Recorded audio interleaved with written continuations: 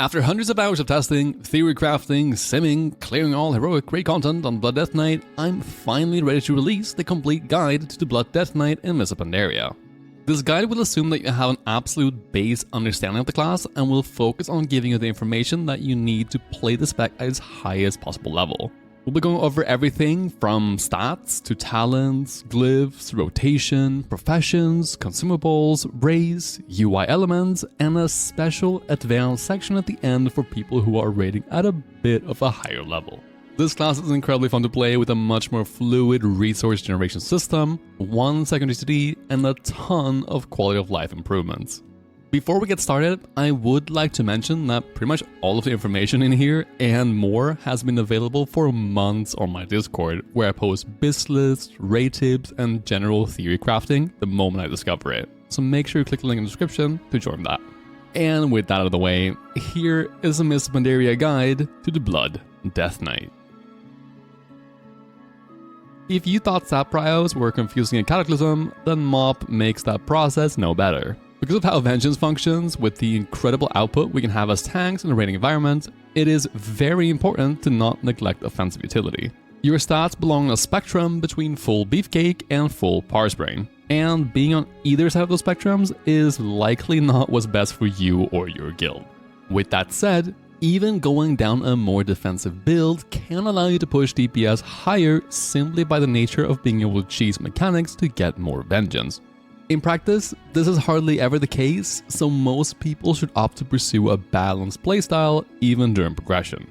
With that little disclaimer out of the way, here is a stat priority for the most defense, balanced, and most offense. Yes, despite what you may have heard me and other people on the internet say, stamina is still your best stat for minimizing your chance of dying, and mastery is very strong for certain encounters as well. The problem, however, is that neither of those stats contribute to your offensive values in any way. Rather, we most often choose to pursue avoidance through parry and dodge, as we gain 75% of those values as critical strike through riposte, and crit is our best offensive stat in Pandaria. Hit and expertise are still must-haves in your gearing, but expertise hard cap we completely forgo in this expansion. Expertise now contributes to your spell hit cap and is vitally important for spells such as Outbreak, Blood Boil, and Death Siphon. Rune Strike and Death Strike cannot parry, so the only attacks that benefit from expertise past the soft cap are melee attacks, Heart Strike, and Soul Reaper. Haste falls from grace slightly, but it's still a quite solid stat to include in your gearing.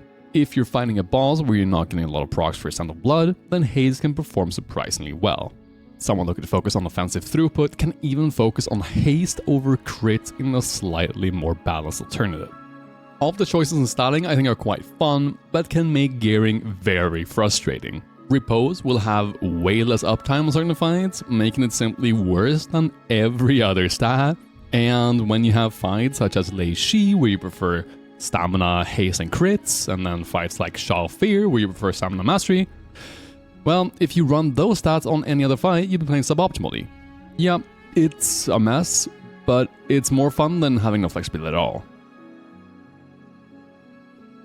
In MoP, our talents got reworked to allow us to pick 6 options out of 18 possible, where you can pick 1 from each row. This system was made to make our talents more flexible, as most classes simply picked one set of talents and never thought about changing them. Ironically, however, for us as Death Knights, this new system actually offers less flexibility than the previous one, but that doesn't mean we won't have choices to make in our talent tree. In our first row, we primarily run with Rolling Blood as our bread and butter option, allowing us to spread our diseases using Blood Boil. Keep in mind that this talent is not what refreshes your diseases on the target, so this becomes essentially useless talent on pure single target fights. Plague Leech is a rather solid tool in increasing our death strike per minute, but be careful not to use it when Outbreak is on cooldown or when you have a particularly strong snapshot of your diseases active. On the second row, you'll rarely ever go out of Purgatory, as it's an incredibly powerful tool serving as a cheat death mechanic. Anti-Magical Zone is a strong tool for sure, but should preferably be brought by a DPS TK. But if your team does not have one, then it's a good idea to swap into it for specific fights where you have predictable incoming AoE damage on fights such as Stone Guards. On our third row, we rarely ever swap out of Death's Advance as it brings much needed movement speed to the Blood Death Knight. It's worth keeping in mind that both the on-use speed increase and the passive speed stacks with the movement speed on boots. There are niche use cases for shield blades, but it's primarily as a kiting tool in challenge modes if you're doing pulls that you're unable to face tank. On the fourth row, we essentially have one defensive and one offensive choice in the form of Death Pact and Death Siphon. Death Pact no longer costs a GCD and only drains 50% of your pet health rather than killing it. In combination with Purgatory, this becomes a very powerful tool in keeping you from dying. Death Siphon is a potent damaging spell that heals you for 150% of the damage done. Despite being a potent healing tool, it does compete with Death Strike for resources, meaning that it's almost always a defensive loss to use it. That said, it can deal so much extra damage that it becomes worth using. And when the boss has a damage taken modifier, of which there is a lot in this Pandaria, then your healing received is increased as well. We'll talk a little bit more about Death Siphon in the rotation and advanced section. For our fifth row, Blood Tap generally offers the most control and most death runes out of any of the talents on this row. However, Runic Corruption offers a rune regeneration system that requires very little effort, and the benefit of being able to focus on the boss mechanics rather than focus on your resource system cannot be overstated. There's a few things of note on this row. Runic Corruption does stack in case you get procs back to back, so no need to worry about overriding the buff. Blood Tap can only regen fully depleted runes and will always prefer to turn a depleted blood rune into a death rune, meaning you can game the system to increase your total amount of death runes over the course of a fight. Runic Empowerment functions the same way as it did in Kata, but without the Kata Blood Tap as a part of the base toolkit, this option falls out of favor. In the last row, you'll realistically never play anything other than Gorefiend's Grasp. This talent is what's referred to as Mass Grip, gripping all enemies to your current target. You can either use this on an enemy, yourself, a friendly target, including druid mushrooms or a totem. Both other talents can have situational use, especially Desecrated Grounds, as it clears stuns when used. The Glyph situation is extremely lackluster for the Blood Death Knight in Mists of Pandaria, but there are a few outliers that we'd like to pick up. Festering Blood allows your Blood Boil to have its 50% bonus damage modifier even when you don't have diseases on the target. Since we'd always like to have diseases on the targets we're fighting, this may not seem like a big deal. But when spreading our diseases with Roiling Blood, you are not gaining the damage benefit for that first Blood Boil, and this glyph fixes that. Glyph of Pestilence is actually way more impactful than you may think, increasing the range of Pestilence by 5 yards. A lot of fights will have ads that are just out of reach, and getting diseases on those targets offers way more damage than you may think. Regen Magic is by far the best glyph that allows us to cheese runic power generation through AMS, which now gives us runic power. That said, this glyph does not seem to be available at the moment. It wasn't originally introduced until later into the game cycle, but the game has a ton of glyphs from that came in 5.4, and it was used during raid testing on the beta, but Blizzard seems intent on keeping this glyph unavailable, so I wouldn't count on getting it until the very last phase of the expansion. Similar to Regen Magic, Loud Horn does not seem to be in the game either. This is a solid alternative when you don't get value out of Pestilence. Horn of Winter is our filler in our rotation and is rarely used off cooldown, meaning you get more runic power generation over the course of the fight if you use this glyph. Glyph of Outbreak essentially becomes useless with the change to Outbreak going from a 60-second cooldown to a 30-second cooldown, but it can offer some decent utility while spamming heroics or celestial dungeons, as you would like to Outbreak more than every 30 seconds.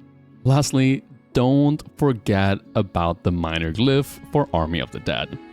Having your army spam taunt on the ads on a fight like Elegon will all but ensure a wipe. The rotation is hard to define in MoP as you're very dependent on Vengeance for when you suppress your abilities and cooldowns. But in this section, I'll do my best to break down your general opener and spell priority in your rotation. Let's start with the opener. Bone Shield at least 30 seconds before pull. Army no longer scales with Vengeance, so you pretty much always want to use it 6 to 7 seconds before pull, then once Army is done channeling, raise Dead, then right before pull, use Strength Bot. At this point, you'll have to make a judgment based on how quickly you will gain Vengeance, but the general opener will go like this: Taunt, Death Strike, Heart Strike, Dancing Rune Weapon, Outbreak for double diseases, Death Strike, Rune Strike, Rune Strike, Death Strike, or 2 Death Siphons if using the talent, Hard Strike, Rune Strike, Death and Decay if it comes Scourge proc, Hard Strike if not, Death Strike or 2 Death Siphons, Rune Strike, then into normal rotation. Your Rune Regen talent choice should not have an impact on this opener, as you generally not like to use your first blood tap until you have 10 stacks of blood charges. If you have a lot of haste, like on Lust, or if you get a lot of Rune Corruption procs, then you may be able to forgo using Hard Strike completely, as it is a very low damage spell compared to alternatives. Your normal rotation is completely comprised of priority system, but it is important to keep in mind that you are a tank at the end of the day, and thinking about your active mitigation and prioritizing keeping yourself alive should be your #1 priority. I don't generally think it's worth holding globals in order to time your Death Strike healing, but there are moments where you know you'll be taking a lot of damage, and having Death Runes available for those moments is advised. We prioritize using Death Strike if no runes are on CD, then maintaining diseases with Outbreak or Blood Boil procs through Crimson Scourge. Soul Reaper if the target is below 35% HP, Rune Strike if at or above 80 ring power, Death Strike, Rune Strike if below 80 ring power, Death and Decay with Crimson Scourge proc if you have more than 15 seconds left in your diseases, Blood Boil with Crimson Scourge if you have less than 15 seconds left in your diseases, Hard Strike, then lastly, as a filler, we use Horn of Winter if we have no other spells to press.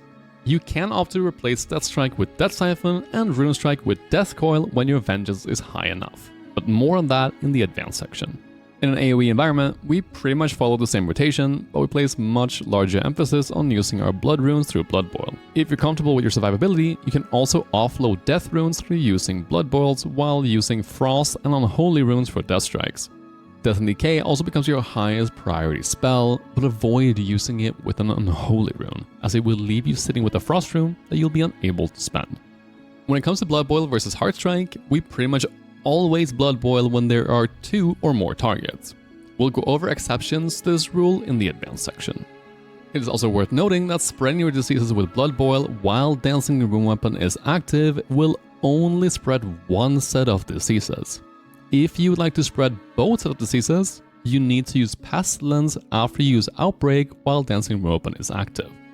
Cooldown wise, as both Army and Raised Dead were made to not scale with Vengeance in Classic, we don't spend much time thinking about how to use these cooldowns properly. Army is almost always used pre-pull unless it's for a very specific reason, like if you're using it at a later time on a fight like Windlord right before the damage increase window. Similarly, Raised Dead is now a spell we think very little about, as we only use it either pre-pull or as a filler when we have no other spells available in our rotation. Defensively, we have Bone Shield, which can be used in one out of 2 ways, either as an active mitigation tool or as a defensive cooldown. I generally think it should be used as much as possible and to try to keep it with as high uptime as you can. If you know there's a damage window that you like to cover with a defensive cooldown that's coming up, then it can be worth holding off using Bone Shield for a short while. Vampiric Blood, your 1 minute last stand type of cooldown, should be used liberally. Don't treat this as a big defensive cooldown. Your big defensive cooldown is Ice Mouth Fortitude, which reduces your damage taken by 50% for 12 seconds. This cooldown should be used proactively when you know the biggest damage taken windows of the fight is about to happen. Pandaria also has a ton of external cooldowns which you should call for liberally. Vigilance, Iron Bark, Pain Suppression, Blessing of Sacrifice, Demo Banner, Smoke Bomb, Holy Paladeva Aura, Barrier, and the list goes on. A good tank will make very good use out of these externals in a raiding environment. This section will be extremely short, as engineering and blacksmithing will always be your preferred professions. Engineering is and always has been essentially irreplaceable in a raiding environment during the whole of Classic. Hence its wrath is primarily because of Nitro Boost. I can't overstate how powerful of a tool Nitro Boost is, and it alone makes engineering hands down the best profession. But in addition to Nitro Boost, you also get the new Tinker of Face Fingers, which is generally preferred to Slime Springs and Blood Decay, while also getting Previous Engineering Helmet and Goblin Glider on your cloak. Blacksmithing is a preferred second profession, as it offers the most secondary stat out of any profession. We generally do not prefer to jam for strength or stamina, and getting 2 sockets in our gear will be more value than any of the other professions. That said, all of the other professions are fine, and it's not going to make a huge difference. Leatherworking can offer decent utility in challenge mode due to jumps of speed, but also offers the most stamina out of any of the other professions if you value stamina highly. For consumables, we'll generally not have a very cookie-cutter approach. For our flask, we'll use Strength of Flask in a low vengeance, low risk environment, Stamina Flask in an environment where you're worried about dying, and Crit and Dodge Elixir in a high vengeance environment. You'll generally be fine just sending a Strength Flask and calling it a day. It's certainly good to be aware of the differences in the options available to you. Likewise with food, Strength for the low risk, low vengeance, Stamina for high risk, and Expertise for high vengeance. Because we don't generally value expertise past soft cap, you would have to be below the soft cap in your gearing to benefit from the food, so this can be quite finicky to play around. For our potions, we'll always use strength potions. The very small damage reduction increase from physical attacks from Armor Pot does not outweigh the parry, runic power, and damage that the strength pot provides. In a high vengeance environment, using Kappa Press, the 4000 haste consumable found in Kunlai with a 10-minute cooldown will be very worth it. It is quite rare to find, and it does share a cooldown with your other offensive potions. Which race you play does not matter greatly in this Pandaria, but there are some things to note. On Horde side, Orc gets an expertise bonus from Access, of which you'll have a lot on Mesa Pandaria, and an attack power cooldown, which you can use together with Dancing Broom Weapon or Raise Dead, but the big bonus comes from 2% pet damage, which applies to Army, Raise Dead, and Dancing Broom Weapon. While Orc is the best class overall, Troll will be by far the best on encounters where you're fighting a beast due to the 5% damage passive. Especially in Throne of Thunder, you'll see quite a few beast bosses. Blood Elf is an outlier in challenge mode environment due to the AoE silence, but an overall quite poor pick. Any other race is going to be just fine, but it will be more of a preference pick than an actual player power pick. On the Alliance side, Worgen stands as an outlier due to their 1% crit buff, which corresponds to 600 raw crits, far outweighing any of the other races.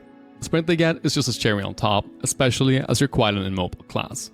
Basically every other race get their benefit from 1% hits or 1% expertise, and out of these, Draenei stands out as they always get 1% hit regardless of what weapon they use.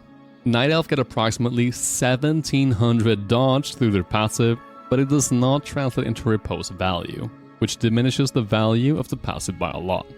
And, well, you know, don't play Gnome. Having a good UI as a tank is vitally important as there are several things that you need to track.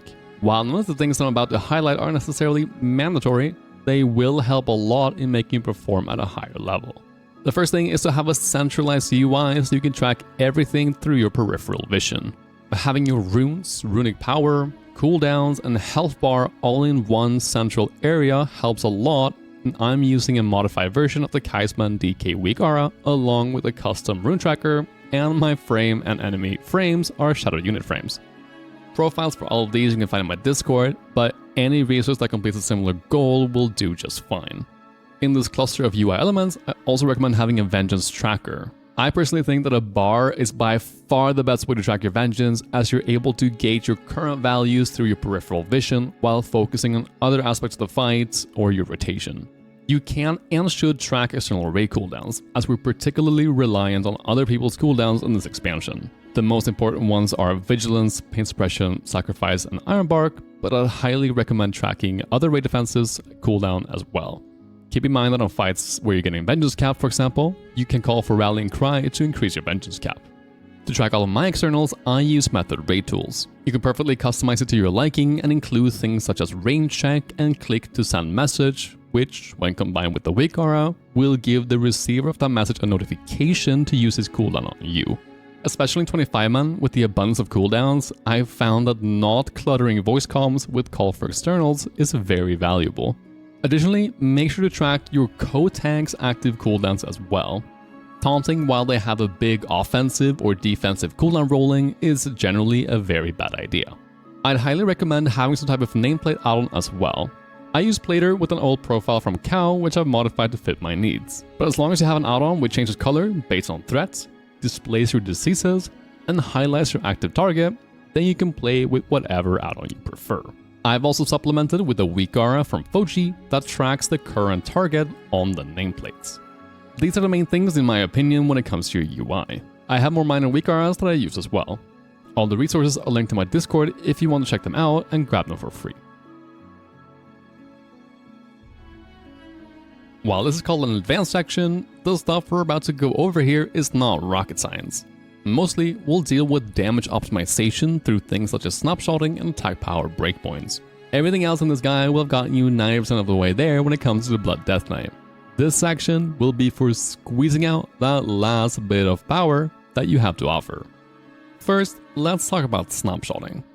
In Cataclysm, you had 4 major things that you would snapshot and you would try to play around to the best of your ability through Army, Race Ed, Dancing Room Weapon, and Diseases. In Miss Pandaria, it's only your diseases that actually snapshot.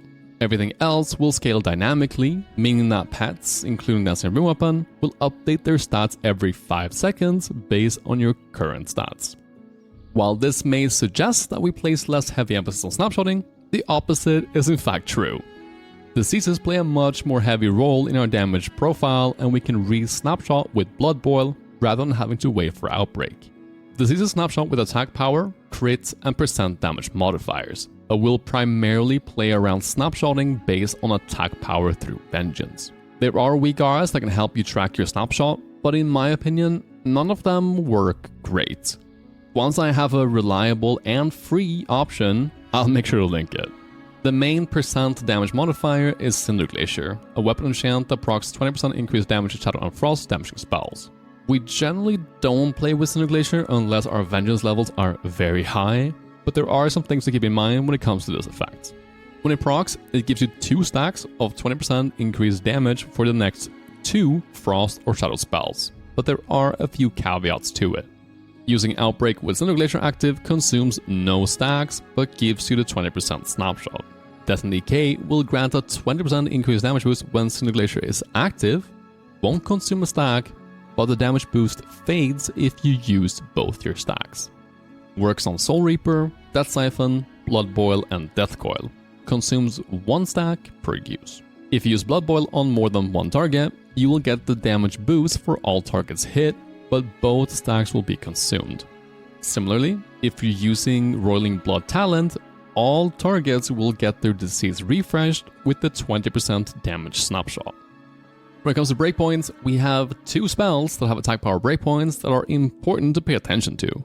Your Death Siphon talent will, without Vengeance, do less damage than Death Strike, but because it has a much larger attack power modifier, it becomes significantly stronger at moderate to high Vengeance levels from a damage perspective. Because Death Strike has a weapon damage modifier as well, whereas Death Siphon does not, where the breakpoint is will depend on your weapon. On screen right now, you have a formula for where the damage of 2 Death Siphons is equal to 1 Death Strike, along with a table for the most common item level weapons for the first phase. I generally only recommend using Death Siphon when the attack power value is 20% higher than the breakpoint due to the loss in globals and potential defensiveness. In the description, you can find a link to a weak aura made by Kaisman that makes all of those calculations based on your current weapon and tells you whether Death Siphon or Death Strike will give you the most damage. We have a similar case with Rune Strike and Death Coil. This one is less impactful as you need to reach quite high attack power values for Death Coil to be worth it when accounting for the increased runic power cost. That said, at high Vengeance, the difference in damage can be quite stark, and during AMS windows where you're getting more runic power than you can spend, the threshold becomes even lower. On screen right now, you have the formula and the different breakpoints for Rune Strike versus Death Coil, and a link in the description for a weak aura that does all the work for you. Lastly, when it comes to Blood Boil versus Heart Strike, the general rule of thumb is to use Blood Boil when there are 2 or more targets. This will depend a bit on your weapon and Vengeance levels, but it's not really impactful to play around. That said, there may be situations where Blood Boil will result in a significant worse disease snapshot, and in those cases, you prefer Heart Strike even on more than 2 targets. On the flip side, if a Blood Boil will result in a higher Vengeance snapshot than what you currently have, you would rather use a Blood Boil on a single target than using Heart Strike. The damage from one Blood Boil is equal to approximately 1 tick of your diseases, so ultimately that will be more of an important damage metric. Similarly, when you have a Crimson Scourge proc, you'll often want to refrain from actually using it if you had a big drop in Vengeance, like after a tank swap. Alright, thank you so much for sticking around till the end. I could probably yap on forever, and if you do want more resources like BizList and additional Blood DK information, there will be resources available in the Discord and on Wowhead, where I'm the Blood DK author. I'm currently working on the Prop Paladin and Prop Warrior guide, so make sure to subscribe if you're interested in that. But that's all for now. Thank you very much for watching. Until next time.